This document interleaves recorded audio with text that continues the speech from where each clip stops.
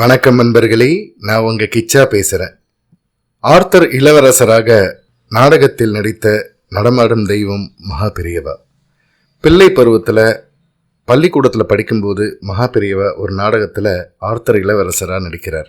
அந்த சம்பவம் பற்றினது தான் இந்த பதிவு.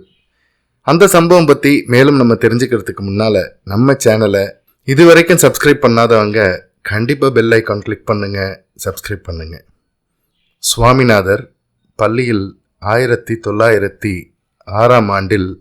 4வது பயின்று வந்தபோது மாணவர்கள் பள்ளியின் ஆண்டு விழாவுக்கென ஷேக்ஸ்பியர் என்னும் ஆங்கில மகாகவி எழுதிய ஜான் மன்னர் என்னும் நாடகத்தை நடத்த ஏற்பாடு செய்திருந்தனர். அந்த நாடகத்தில் ஆர்த்தர் இளவரசன் என்னும் முக்கிய கதாபாத்திரத்தை தாங்கி நடிக்க தகுதியான மாணவன் கிடைக்கவில்லை. அப்போது 12 வயதே நிரம்பிய சுவாமிநாதரின் நினைவு தலைமை ஆசிரியருக்கு வந்தது. உடனே அவர் சுவாமிநாதரை அழைத்து அந்த கதாபாத்திரத்தை அவரே நடிக்க வேண்டும் என்று கூறினார். இந்த செய்தியை பெற்றோரிடம் சுவாமிநாதர் கூறி அந்த நாடகத்தில் நடிப்பதற்கு தேவையான உடைகளை தைத்து தர வேண்டும் என்று கேட்டுக்கொண்டார். பழமையில் ஊறிய அந்த பெற்றோர் தங்கள் புதல்வன் நாடகத்தில் நடிப்பதை விரும்பவே இல்லை. ஆனால் அருமை புதல்வனின் ஆசையை புறக்கணிக்கவும் அவர்கள் மனம் கொள்ளவில்லை. இந்த நிலையில் அவர்கள் சுவாமிநாதருக்கு தேவையான உடைகளை தைத்து கொடுத்து நாடகத்தில் நடிப்பதற்கும் ஒருவாறு அனுமதி அளித்தார்கள். 2 நாட்களில் சுவாமிநாதர் அந்த நாடகத்தில் வரும் உரையாடல்களை எல்லாம் மனப்பாடம் செய்து கொண்டார். சொல்வன்மை படைத்த அச்சிறுவர் யாவரும் வியக்கும் வண்ணம் மிக திறமையுடன் அந்த நாடகத்தில் நடித்து எல்லோரின் நன்மதிப்பையும் பெற்றார். அவரது ஒவ்வொரு பேச்சிற்கும் ஒவ்வொரு நடிப்பிற்கும் எல்லோரும் கைகளை தட்டி அவரை மென்மேலும் உற்சாகப்படுத்தினார்கள். அந்த நாடகத்தில் சுவாமிநாதருக்கே முதல் பரிசு கிடைத்தது.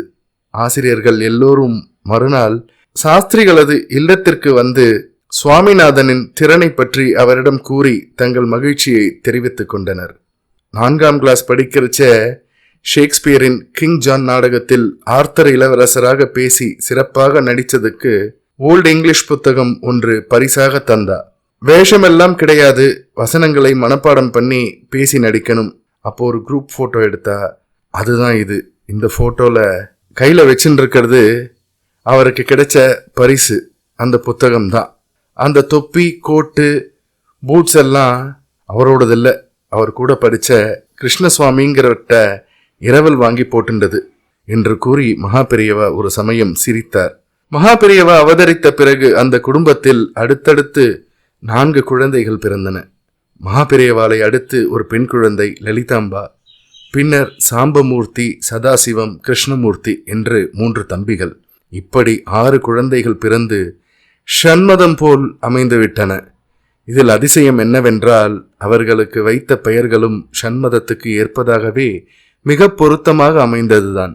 கானாபத்தியத்துக்கு கணபதி, கௌமாரம் சுவாமிநாதன், சாக்தம் லலிதா, சௌரம் சாம்பமூர்த்தி அதாவது சூரியன், சைவம் சதாசிவம், வைஷ்ணவம் கிருஷ்ணமூர்த்தி.